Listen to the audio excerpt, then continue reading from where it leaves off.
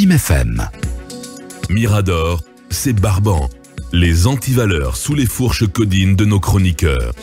À présent, on s'intéresse donc à la CEDEAO, donc au CNRD, qui est attendu sur deux points, notamment depuis la tenue samedi dernier du sommet extraordinaire des chefs d'État de la CEDEAO. La junte doit se prononcer sur le délai de 36 mois. Est-ce que ça ne passe pas du tout du côté de la CEDEAO, qui demande la finalisation d'un calendrier acceptable d'ici au 3 juillet, et on attend aussi de savoir comment la jeune Guinéenne réagit à la décision des chefs d'État de la CEDEAO de désigner Mohamed Ibn Chambas, le Ghanéen Mohamed Ibn Chambas, comme médiateur en Guinée.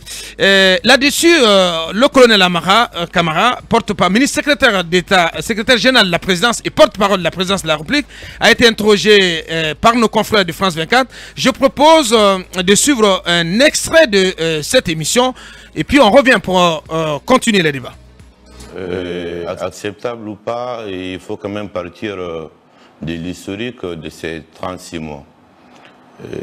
On se souviendra qu'au lendemain du 5 septembre, le CNRD a lancé une concertation à laquelle toutes les couches de la Guinée ont participé.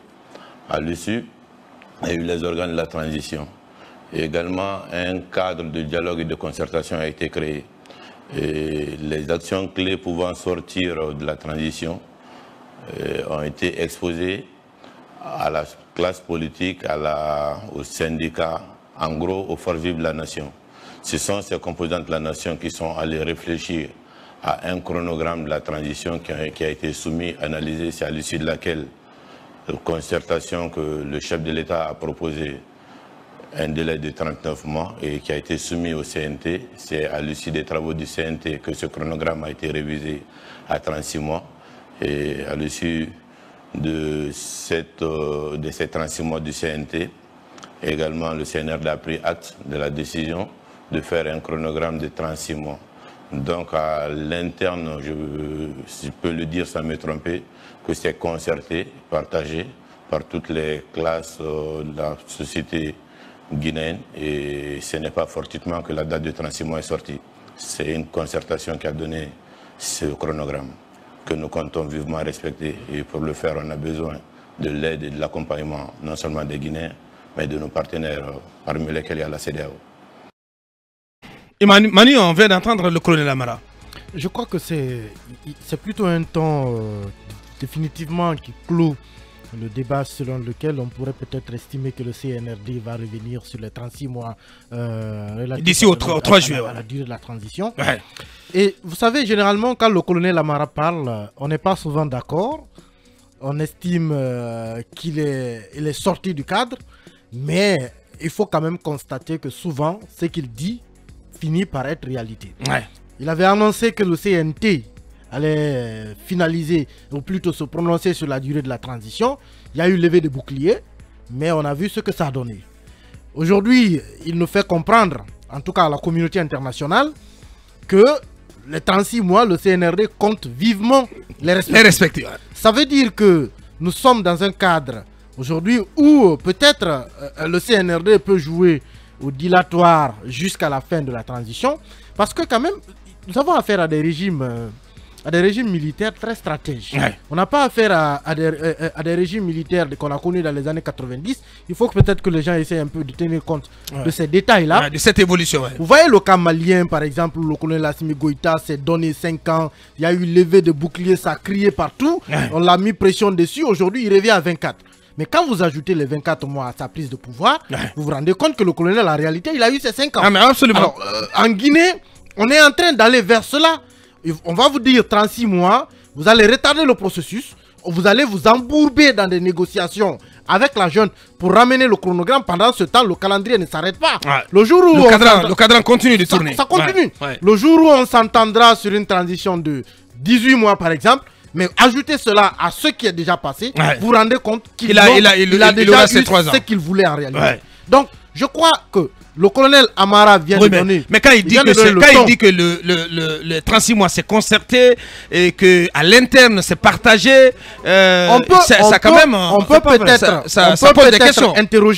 peut-être interroger ce point où il dit que c'est partagé. Évidemment, ce n'est pas partagé. Ouais. Ce n'est pas partagé parce que sinon, le G58, le RPG Arc-en-Ciel et les autres ne seraient pas aujourd'hui en train de contester. Parce qu'il dit que sur 23 blocs politiques, si ces données sont exactes, que 19 mais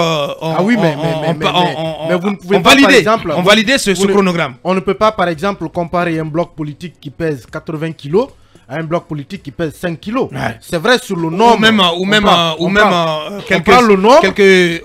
le nombre, moins d'un kilo. Parce qu'il y a voilà. Sur le nombre, c'est important, mais sur le poids, ça reste à questionner. Ouais. Mais moi, ce qui m'intéresse dans ce que le colonel a dit en réalité, c'est que j'ai l'impression que finalement, les 36 mois sont actés. Ouais. Et qu'on va peut-être aller au clash, mais les 36 mois avec la CEDEAO. mais les 36 mois vont passer. En tout cas, si on se réfère au passé, à tout ce que le colonel a déjà dit, et à la suite que cela a donné, je crois qu'on est sur une durée de 36 mois qui n'est pas négociable. Bien, allez-y Lincoln. Non, pas négociable, c'est pas pour moi. Non, mais il a dit il a dit c'est une durée qu'on compte vivement respecter, mais avec voilà, même nonobstant le fait, avec la CEDEAO, avec toute la communauté internationale. Nonobstant le fait qu'on soit d'accord avec lui ou pas, il l'a quand même dit. Il y a les conditions, il dit avec, donc c'est avec le soutien. S'il n'y a pas de soutien, la gente est obligée de faire marche arrière. Au Mali, il n'y a pas ce qu'on n'a pas montré en termes de fermeté. Ça, vous avez suivi. Ouais. Mais où est le Mali aujourd'hui? Mais il vous l'a dit que après, ça ressemble à une sorte de tour de passe-passe magique. Non, pas du tout. Le Mali, la junte malienne, elle va avoir pris le pouvoir en 2020. Non, on lui a mis pression dessus. Elle revient à 24 mois, mais 24 mois, vous remontez, ajoutez ça. Emma, à 2020, je suis pas d'accord avec toi. Oui, mais la CEDEAO n'est pas d'accord avec les 24 mois. Mais ils vont continuer à se tirer. Le jour où ils s'entendront sur 12 mois, ça va trouver qu'ils sont mais il n'y aura pas de levée des sanctions. Il n'y aura pas de levée des sanctions sur le Mali. Quelle est l'importance de rouler? Bien sûr. Non, mais quelle est l'importance de rouler le peuple de la farine? Il n'y en a pas. Aujourd'hui, 24 mois, 36 mois, 5 ans, je crois que les militaires vont changer de verbe. Au début, ils étaient plus fermes qu'aujourd'hui. Ouais. Mais je suis d'accord. La situation a changé. Ouais. Vous savez, un pays comme la Guinée, le Mali, le Burkina, on ne peut pas évoluer à vase clos. Ouais. Ces militaires sont obligés de négocier. Hier, c'est le président qui avait des tons fermes, le ministre des Affaires étrangères. Et aujourd'hui, chacun est en train de mettre le bémol, en tout cas, de mettre une grosse quantité d'eau. Hein, c'est très important. Abakar, aujourd'hui, jusqu'à présent, n'a pas changé. Hein. Quand est-ce cette transition de 36 mois va commencer? Ils n'ont pas dit. Ouais. Ça n'est pas dit, mais avec la CEDEAO, on sera obligé de raboter. De clarifier tout cela. Aujourd'hui, une fois de plus encore, les militaires n'ont pas les mêmes verbes qu'hier. Ouais. Forcément, ils vont changer. Ouais, parce que tout début, on disait, mais non, on n'a pas d'ordre à recevoir de qui que ce soit. Voilà, on se bombait le torse contre la communauté internationale. Mais, comme il l'a dit, progressivement, on redescend sur terre et on sera à l'évidence qu'on ne peut pas faire sans la communauté internationale, particulièrement la CEDEAO. Le médiateur n'est plus renvoyé, il va être accepté. Ouais. Il sera là. Non, ça veut dire sauf que la question ne lui a pas été posée, la question sur la désignation de Chambas. La Guinée n'a pas le choix. Malheureusement. La CEDEAO aura son médiateur en Guinée puisque la crise existe. Bien. Ce qui est mauvais pour terminer. Il ne faut pas continuer à jouer sur la politique du nombre. Ça ne sert à rien. Tout le monde sait aujourd'hui que tous ces partis réunis autour du CNRD ne font pas 1%. Bien. Les gros morceaux sont là. Ça, c'est d'insulter l'intelligence des autres partis politiques. On n'insulte pas. Non, mais c'est la réalité. Qu'est-ce que tu fais du PDN et de l'UFR? Non, pas l'UFR. L'UFR n'est pas partante. Non, mais c'est un poids politique. À part le PDN et le BL, vous voulez parler de quel parti encore? Non, mais les deux. Le pourcentage fait combien? C'est pas une question de pourcentage. Les deux ne font pas 1%? Non. 1% par rapport à l'UFDG, le RPG et autres. Et l'UFR. Abakar, nous sommes des Guinéens. Arrêtons de jouer au chat et à la souris. Bien. Alors, droit au but, la transition, c'est pas un mandat.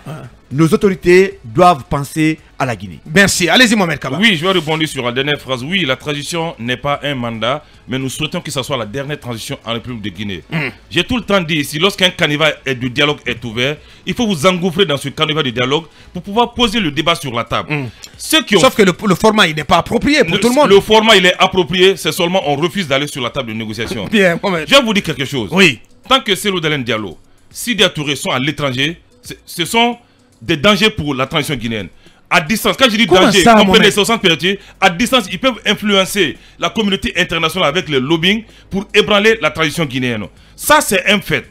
Tant qu'ils ne sont pas en Guinée, moi je crains beaucoup que je me dis que la transition. Donc ils sont importants, c'est très important. Elle est enrhumée. Non, pas question d'importance. À chacun de comprendre le mot importance. Secondo, lorsque le colonel dit que nous comptons vivement et respecter les 36 mois, c'est un souhait qu'il émet. C'est un souhait, et je pense vraiment que c'est un souhait qui est raisonnable. Il y a tellement de problèmes dans ce pays qu'il faut aujourd'hui que le CNRD se donne à bras le corps en associant évidemment les acteurs politiques qui veulent et qui aiment la Guinée de s'y associer. Parce que lorsqu'on fuit le débat, tout le monde aime la Guinée. Lorsqu'on fuit le débat, le débat de la scène politique, de la scène nationale, et qu'on transporte le débat dans les médias ou à l'étranger, je crois que ça pose énormément de problèmes. Moi, j'ai trouvé un colonel Amara très serein, qui a bien su placer les mots. Je me dis même s'il a pris des coups avant de faire cette interview avec le prix Nelson Mandela, il y a aussi le langage approprié. Oui, mais c'est comme ça, parce qu'il avait un langage diplomatique. Donc pour terminer très rapidement, cette transition, elle est enrhumée, mais on espère que ça ne sera pas un rhume qui va donner des céphalées. Parce qu'aujourd'hui, tous les Guinéens, que ce soit à l'étranger, ici à l'interne, souhaitent que cette transition réussisse. Oui, il y a quelques petites bavures, mais aidons tous le colonel et le membre du gouvernement à réussir cette transition. La Guinée a trop souffert. Moi, je ne veux plus qu'on parle de politique telle n'est pas venue. Parce qu'en Guinée, le problème, si M. Soldalé n'est pas assis autour d'une table de négociation, M. Sidi Touré, les autres, on ne vous considère pas. C'est ce qui doit sortir dans la tête des Guinéens. Non, c'est ce qui doit sortir dans la tête des Guinéens. C'est la partie significative de la classe politique. Non, selon vous, quel est le sondage qui a trouvé... Qu'est-ce que tu fais du RPG? Quel est le sondage? Mais le RPG n'est pas là, mon frère. Le RPG n'a pas participé aux concertations. Le RPG n'est pas d'accord. Acceptez que je ne parle pas du RPG. Le RPG a géré ce pays pendant 11 ans avec les résultats que nous connaissons, mitigés. Donc, je pense que le RPG doit savoir garder raison et se taire. Donc, le RPG n'a plus droit à la parole. Le RPG ne doit pas parler pour l'heure. N'a plus droit à la parole. Ils ont géré pendant 11 mois. Je crois qu'ils doivent vraiment faire leur Mohamed. Le RPG doit faire sa mue en se projetant. Et son mea culpa. Et son mea culpa. Si les autres parlent, j'ai pas l'impression de t'écouter. D'écouter Mohamed. Soyons réalistes. Non, mais attendez quand même. Est-ce vrai que c'est ce Mohamed que j'écoute? Mais Mohamed Kaba qui vous parle évidemment. Non, parce que parfois, voilà, il est illuminé. Il se perd parfois. Il se retrouve. Ouais, bien sûr. Faisons tout pour que cette transition réussisse. Donc, ce qu'on retient ce matin, le RPG, en tout cas, voilà, Akumba, on doit le prendre, on doit le tenir pour dit désormais par Mohamed Kaba. Le RPG n'a plus désormais la voix au chapitre. Le RPG doit se taire. Bien, allez-y. Ce qui n'est pas juste. Allez-y. Ce n'est pas du tout juste. C'est pas du tout juste. Ce n'est pas non plus réaliste. Le RPG est une force politique qu'il faut reconnaître. Une grande force politique. Qu'il faudra intégrer dans la construction du futur de la Guinée. Et c'est d'ailleurs là où les Occidentaux nous dépassent. L'Allemagne, après la défaite d'Hitler, l'Allemagne a décidé de mettre les lumières qui accompagnaient Hitler et ceux qui s'opposaient à Hitler ensemble pour penser la philosophie de l'État fédéral allemand. Donc moi je pense que il ne sert à rien, à moins qu'on ait un objectif populiste, de dire que le RPG ne compte pas. Je pense qu'il ne faudra pas qu'on se mette le doigt dans l'œil. Mais moi, je relève d'abord... Pour revenir à Amara, pour revenir au discours du colonel Amara, je fais d'abord un constat. Pourquoi c'est lui qui parle et non le porte-parole? Pourquoi c'est lui qui parle et non... C'est le porte-parole de la présidence. Suivez-moi. Bien. Suivez-moi. Oui. Pourquoi c'est lui qui parle et non le porte-parole du gouvernement? Pourquoi c'est lui qui parle et non le ministre des Affaires étrangères? Puisqu'il s'agit d'une question diplomatique. Si les porte-parole de la présidence de la République, c'est vrai qu'il y a un volet, puisque le premier diplomate, c'est le président de la République. C'est le centre de décision de la présidence. Mais il aurait été beaucoup plus approprié, à moins qu'il n'y ait une crise interne, que ce soit le porte-parole qui aille au charbon ou que ce soit le ministre des Affaires étrangères qui aille au charbon. Ceci n'est qu'une petite remarque de ma part, peut-être remarque de quelqu'un de trop mesquin, mais il faut être carthaginois pour obtenir une victoire et ne pas jouir des effets de cette victoire-là. Moi, je pense que la peur commence à changer de camp et j'imagine que la durée de la transition, écrivez-les noir sur blanc, elle ne sera pas respectée parce qu'elle sera revue soit à la hausse, soit à la baisse. Parce que c'est obligatoire qu'elle soit revue. Mais passons. Le colonel Amara a fait de la com. C'est de la communication. Comme l'a dit Mohamed, je pense qu'il a dû d'abord s'approprier du questionnaire avant même de passer à l'antenne, puisqu'on connaît les méthodes de nos confrères aussi. Ça peut être sérieusement arrangé. Mais il a fait aussi de relations publiques. dans son interview parce qu'il n'a pas agressé l'organisation sous-régionale comme la CEDEAO, mais il est resté quand même il est resté les bras ouverts pour peut-être accueillir les uns et les autres. Ouais. Mais on le sait classiquement et de manière encore irrévocable que la communication et les relations publiques constituent une véritable industrie du mensonge. Ouais. Voilà. Bien dit. Allez-y, Basekou. Puis d'abord, moi je relève des contre-vérités dans la sortie du ministre secrétaire général de la présidence, quand il dit que cette concertation, ce cadre de concertation a réuni l'ensemble des forces vives. Je ne suis pas d'accord avec, parce que vous l'avez rappelé, le RPG Arc-en-Ciel, l'UFR, l'UFDG n'ont pas pris part à ce cadre de concertation. Et puis il y a également le FNDC, et puis il y a d'autres acteurs très importants, notamment la société civile, qui n'ont pas pris part à ce cadre de concertation. Donc on ne peut pas dire que... Mais qui ont fait des propositions. Non, oui. À travers des mémorandums. Oui, mais on ne peut pas dire... C'est une participation aussi. On ne peut pas dire que ce chronogramme qui a été obtenu est un chronogramme consensuel. Ce n'est pas alors, pas du tout. C'est pas possible. Un chronogramme ne peut jamais être consensuel. Oui, mais ce n'est pas un chronogramme consensuel, et que les grandes formations politiques et puis des acteurs très importants de la société civile n'ont pas pris part à ce cadre de concertation. Ça, c'est un. Deuxièmement, au moment où la CEDEAO aujourd'hui, notamment, a donné un certain moratoire à la Guinée et à partir du 3 juillet va se prononcer sur le cas de la Guinée, ça veut dire qu'il y a des avancées, et puis a même demandé aux dirigeants guinéens, donc aux militaires, notamment de réfléchir à la mise en place d'un dialogue qui va permettre... Un cadre de dialogue approprié. Un cadre de dialogue approprié. Donc ça, je pense que cette sortie est tout à fait diplomatique, et puis ça pourrait, à mon avis, reconforter le CNRD dans sa position, donc de s'ouvrir, notamment aux acteurs politiques aujourd'hui qui discutent, qui sont en désaccord avec le chronogramme qui a été proposé. Un cadre de dialogue pour se dire quoi, en fait, attendez, mais s'il te plaît. Non, moi, je suis curieux de savoir. Parce que ce qui est évident, comme ce qu'Akumba a dit, ce chronogramme sera revu. On ne peut pas aujourd'hui s'asseoir dire qu'on nous propose, qu'on nous impose une transition de 36 mois. Où les sanctions seront prises. Oui, et qu'on veut aller... Non, on s'expose à des sanctions. Et qu'on veut aller à cela. Bien sûr. Je pense que c'est une sortie malencontreuse. Il n'avait pas besoin de dire aujourd'hui, donc, parce qu'il fait savoir aux gens, et bien que les 36 mois... Qui comptent bien les respecter. Mais avec qui? Avec qui? Je pense qu'il y a une frange importante aujourd'hui de la population qui n'est pas d'accord avec les 36 mois. C'est important que le CNRD s'ouvre au dialogue et que les grandes formations politiques, notamment et les acteurs de la société civile, j'ai l'impression que ça n'est terminé pour le dialogue. Non, oui, mais parce que le CNRD a complètement... Parce que la sortie du colonel Amara Doumbouya... Il n'y a rien qui s'annonce. Oui, le cadre de concertation, comme on dit, il a été mis en place, mais depuis, il n'y a rien. Il n'y a même pas de cadre. Le cadre, non, attention, le cadre formellement, officiellement, il a été institué par décret du président de la République. Mais depuis... non, le cadre a été annoncé, mais pas mis en place. Il a aussi été inauguré par le président. Il a été inauguré aussi par le président. Et sur la question du dialogue, il faut pas... Où tu étais quand il y a eu la session inaugurale du cadre? Le colonel a parlé de l'actualité. Le colonel a parlé du Sangoulou au lancement du cadre. Il a été lancé. Allez-y. Mais je ne suis pas l'actualité. Complètement déconnecté. Le président de la transition a été très clair. Il dit qu'il n'y aura pas un autre cadre de dialogue en dehors du cadre de concertation qui a été mis en place. Et la sortie hier du ministre secrétaire général de la présidence vient un peu confirmer cette fermeté qui a été annoncée par le colonel Mamadi Doumbouya. Maintenant, les positions sont en train de se radicaliser. Le CNRD ne bougera pas. Les positions sont en train de se radicaliser. Le CNRD se radicalise. Les partis politiques sont en train de se radicaliser. Et je pense que ce n'est pas du tout profitable au peuple de Guinée.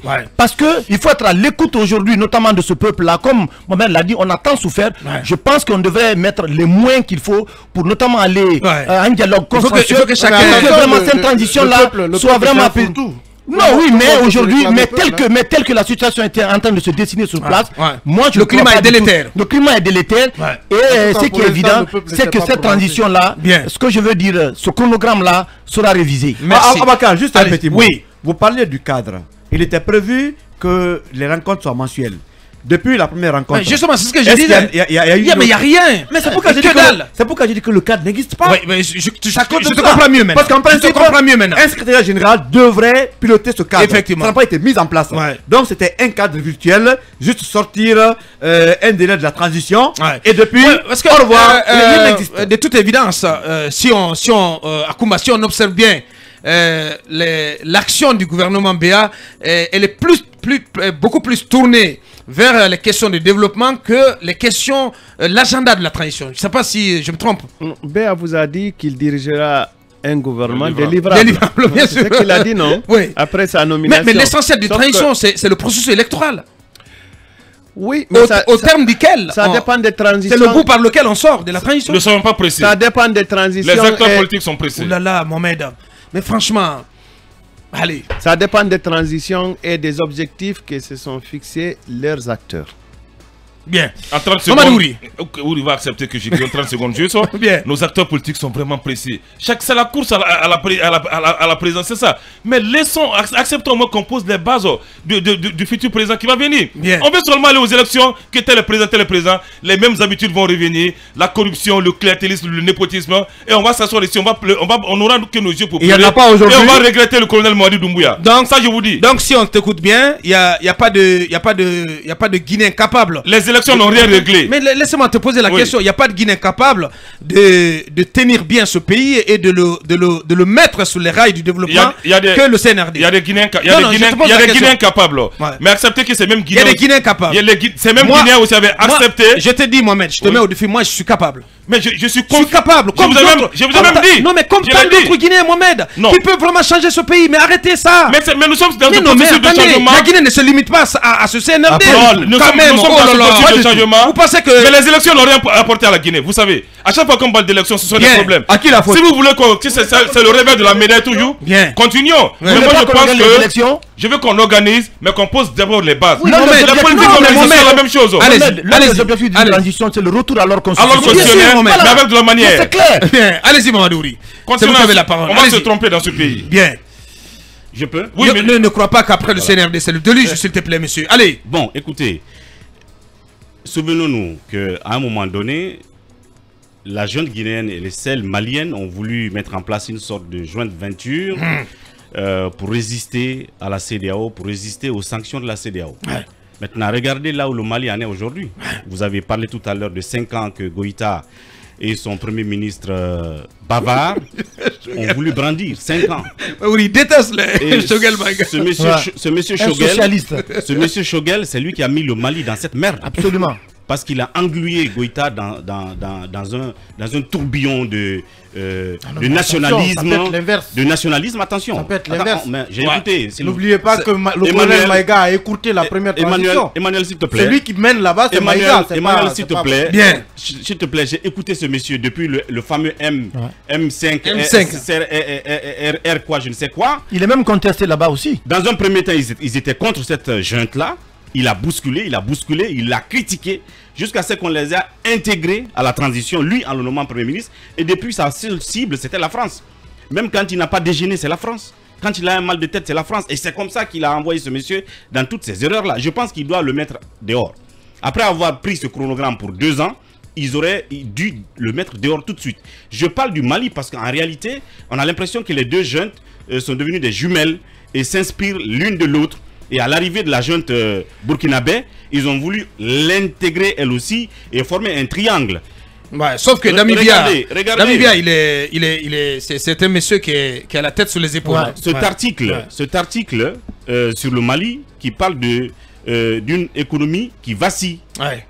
Le Mali sous haute pression, la junte résiste, mais l'économie vacille. Ouais. Si vous lisez, vous comprendrez quel est l'état de l'économie malienne aujourd'hui. C'est une économie à l'étouffoir, complètement à l'étouffoir. C'est ce que les citoyens sont en train de vivre aujourd'hui dans ce pays. Donc c'est une façon de dire que ceux qui négligent d'une manière ou d'une autre les sanctions de la CEDEAO, mais se trompent, qu'on sorte du populisme. Dès lors que nous sommes encore dans cette entité-là, que nous avons signé les traités et que nous restons là, nous n'en sommes pas sortis, eh bien il va falloir se soumettre à un certain nombre de choses, de règles, de principes. Sinon, si les sanctions nous frappent, eh bien nous traverserons ce que le Mali est en train de traverser aujourd'hui. Et on arrive à ce que le président malien fixe une période de 2 ans pour leur transition. Mais pour ceux qui pensent qu'on ne passe pas aussi. Pour ceux qui pensent que on va omettre le temps qu'il a déjà passé au pouvoir, c'est se tromper. Parce que justement la CEDEAO n'est pas d'accord. Et ce qui est dit dans le dernier rapport de la conférence des chefs d'État de la CEDEAO du 4 juin passé, c'est que au fur et à mesure qu'ils constateront que la junte est en train de revenir à des meilleurs sentiments, progressivement, on va lever les sanctions.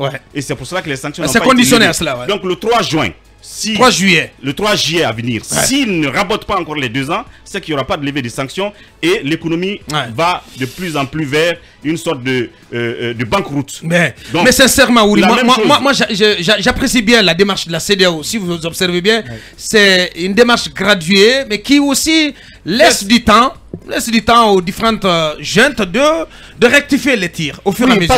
Mais si elles ne le font pas, mais les sanctions vont pleuvoir. Pour parler d'Amara, oui.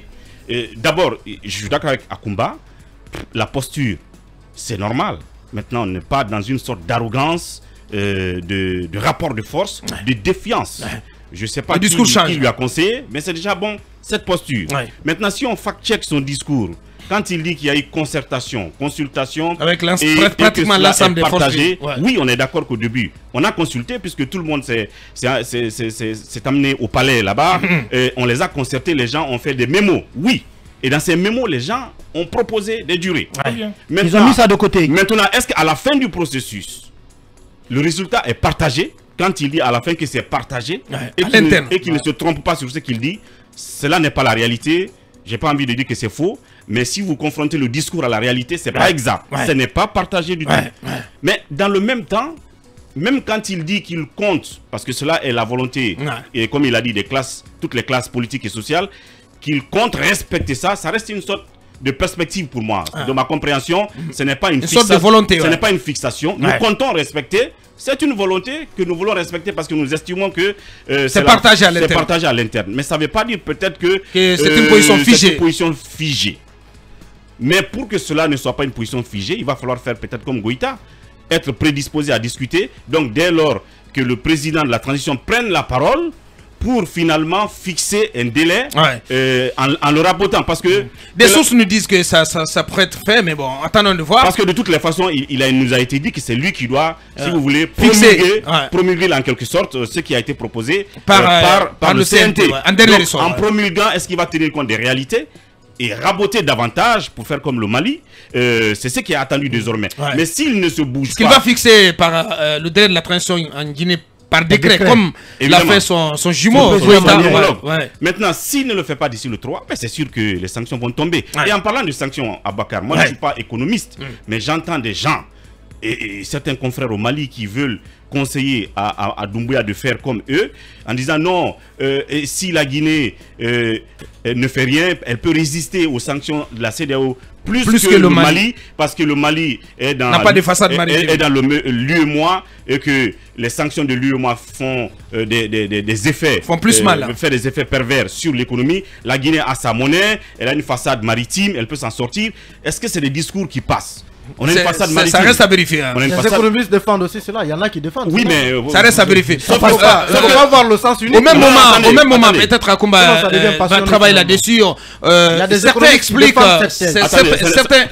Certains observateurs expliquent la prudence de la CEDEAO par le fait que en sanctionnant la Guinée, là, il y a un risque pour, en tout cas en ce qui concerne la bauxite, l'alimentation de certains pays en bauxite, parce que la Guinée, c'est le principal pourvoyeur. Permettez-moi de poser une question bête, peut-être qu'Akumba peut répondre. Je prends 2 volets, par exemple. Le volet commerce, importation et tout le reste. On a 2 minutes pour clore. S'il y a une sanction, j'imagine que pour importer, il faut de la devise. Il faut de la devise, n'est-ce pas? Et notre économie, ou sinon notre monnaie est arrimée à un panier de devises qui est le dollar et l'euro. Et il faut faire des transferts. Si on est sanctionné, comment est-ce qu'on va procéder à ces transferts, à ces importations? Ils ne vont pas jouer tout de suite sur le SWIFT. Non, écoutez. Non, le SWIFT, c'est des sanctions. C'est le dernier stade. C'est l'extrême, ça. C'est inimaginable. Et s'il vous plaît, c'est inimaginable. On ne peut pas envisager cela maintenant. Vous pouvez me laisser développer. Mais c'est l'extrême. Non, mais tu vas au mur. Oui, mais si tu veux l'extrême, on te sert l'extrême, mon vieux. Ah non, mais on n'a jamais sorti ça. Le Mali est en train de... On n'a jamais sorti ça. Le Mali est en train de refuser, enfin d'éviter l'extrême là. Alors, si je prends le volet sécurité, par exemple, l'ex-préfet qu'on va appeler tout à l'heure sur les questions de sécurité. Hier, je vous parlais de ce qu'on appelle dans l'espace CEDEAO la stratégie ouest-africaine de lutte contre le terrorisme, qui est une sorte de partage d'informations et tout le reste. Et si on est dans une situation comme cela, isolée, parce qu'on l'a voulu, imaginez si l'information du monsieur est vraie, si son alerte est vraie, comment on va pouvoir bénéficier de ces partages d'informations et du soutien de la cette coopération. Les questions sécuritaires ne sont jamais remises. Non, attendez. Ça aussi, l'État ne touche jamais. S'il te plaît, ça peut bien arriver. Oui, en définitive. Si tu tapes la poitrine, tu peux prendre comment on appelle les sanctions au dernier degré, au pire degré. Donc ce sont des questions qu'on se pose à dire non, on peut résister. Non, mais c'est important. Ouais, mais il pose des hypothèses. Non, mais un pays comme la Guinée en insécurité, vous pensez que la sous-région le sera? Non, attendez, s'il te plaît. Personne ne jouera. Si tu veux t'isoler, tu t'isoles avec toutes les conséquences qui vont avec. Il faut dire à nos dirigeants d'être quand même objectifs, d'être réalistes. Bref, ouais, mais il y a un problème. Je pense que nous, on bien, est oui. Et je termine sur le nombre. La loi du nombre inconsistant que quand même le colonel a fait prévaloir dans son discours, on l'a écouté, quand il dit qu'il y a eu 19 sur 23, c'est comme si vous mettez 30 boîtes de petites tomates dans un côté de la balance et que vous prenez 3 grosses boîtes que vous mettez dans l'autre balance. Ouais. Par où elle va pencher. Elle va pencher. Ouais. Donc je pense que cette loi-là ne passe pas. Ça ne passe pas du Et tout. il y a une petite théorie. Aujourd'hui, le CNRD détient ce que la CEDEAO cherche vraiment. C'est le procès Alpha Condé qui n'est pas totalement libre. Donc les sanctions seront graduelles. Parce que tant que l'Alpha Condé n'est pas totalement libre, le CNRD a un moyen de pression aussi sur la CEDEAO. C'est l'aspect qu'il ne faut pas occulter. Bien dit. Parce qu'Alpha Condé n'est pas libre. Allez-y. Non, Alpha Condé n'est pas encore libre. Ça n'a rien à voir. Si. Revenons en arrière. Le président sénégalais Macky Sall nous a dit que le problème, en tout cas en ce qui concerne la Guinée par exemple, ce sont les stratégiques et les intérêts des grandes puissances. Ne négligez pas cela. C'est ce qu'on est en train d'ignorer. Ce qu'on est en train d'ignorer et je pense que cela peut bien peser. Mais j'aimerais que la Guinée aille rapidement au consensus avec la CEDEAO avant qu'Ambalo ne prenne la présidence. Parce que...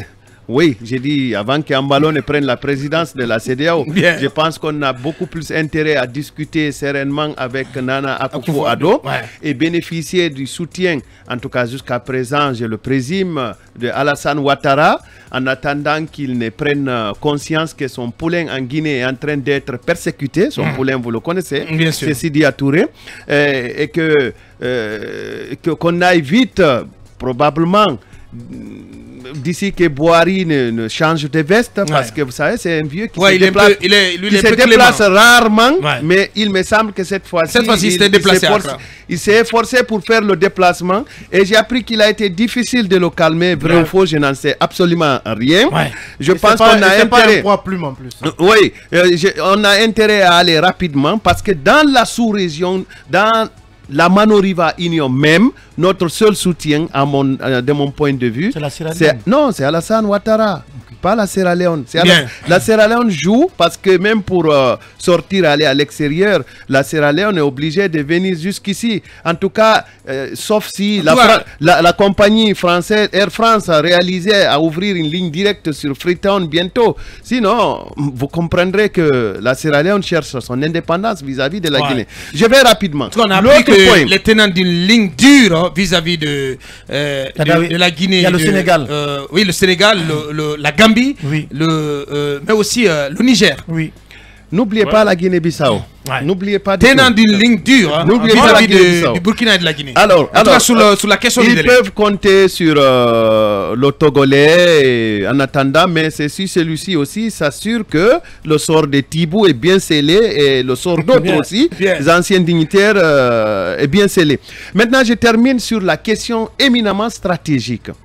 La France, qui domine pratiquement la CEDEAO, parce qu'il y a plus de pays francophones, qui domine pratiquement la CEDEAO, effectivement, n'a pas intérêt à ce que la Guinée soit amenée dans une position de radicalisation. Sinon, il est facile de dire, écoutez, nous aussi, nous demandons Wagner de venir pour nous aider. Vous comprenez? Et je pense que ce jeu-là est en train de se faire. La CEDEAO fera tout pour que la Guinée ne se range pas du côté malien, parce que le Mali, définitivement, il est avec Wagner. Il faut faire en sorte que définitivement. Mais coupé de la France. Coupé de la France. Pour l'instant, Et c'est là où Goïta a pour réussi. l'instant, voilà. Même la s'il France, termine non, sa si je dis transition dans un définitivement, mois, il a c'est pas- réussi à déconnecter Ils ont- le Mali. Hein. Ils ont rompu la coopération militaire avec la mais France. écoutez, vous allez envoyer Wagner en Guinée pour faire quoi en fait? Non, mais Pose-toi la c'est ça, question la s'il n'y a pas eu des agents de Wagner Oui, qui mais- ont à un moment Non, donné non. fréquenté la Guinée. Ils peuvent Pose-toi bien- cette ils peuvent- question. Ils peuvent bien prospecter, mais pour faire quoi? On n'est pas un pays en Au conflit. Mali, il y a un champ où il faut se Voilà. mettre. Mais si la Guinée se En radicalise, Centrafrique, mais qu'est-ce que tu veux, Ouri? Écoutez-moi, en Centrafrique, Non. vous vous radicalisez pourquoi? Mais justement, il faut Parce éviter. qu'il faut se Nous radicaliser. ne sommes pas un pays en guerre. Vous Wagner envoyez- n'a rien à foutre. écoutez, ici. vous Oui, envoyez- mais ce sont des vous- questions On s'écoute, purement les gars, stratégiques. Écoutez-moi, vous envoyez une troupe stratégiquement, il faut la poster. Objectivement, il faut lui fixer un objectif parce que vous allez les payer quand même. Ouais. Au Mali, on les paye, selon ce qui se dit, on les paye Mais cher. c'est pas c'est même sérieux. Parce qu'ils sont sur le terrain. Oui. En Centrafrique, Oui. on les paye. On a une minute avant Ils d'aller à sont la sur le pause. terrain. Maintenant, Ouais. ici, vous allez les fixer où? Oui, la France et les Il États-Unis. y a pas un champ de La guerre. France et les États-Unis assistent beaucoup la Guinée dans les questions sécuritaires. Il ne sert à rien aujourd'hui à la France et aux États-Unis, voire même par extension l'Union européenne, de voir un groupe de mercenaires comme Wagner s'installer et diriger les forces de sécurité guinéennes, en tout cas les forces. Le Même la simple fait Non, d'échanger l'assistance des technique. renseignements est Ouais. une fortune. Ça déjà, c'est Bien. Même les Guinéens ne vont pas. Voilà donc accepter ça. ce qu'on que vous pouvait n'avez dire pas tous les sur points. cette actu en lien avec les recommandations du dernier sommet de la CEDEAO tenu samedi 4 juin à Accra et en lien avec la sortie du colonel Amara Camara, porte-parole de la présidence de la République, chez nos confrères de France 24. On s'arrête là-dessus, ce qui nous conduit à la pause, à la deuxième grande pause.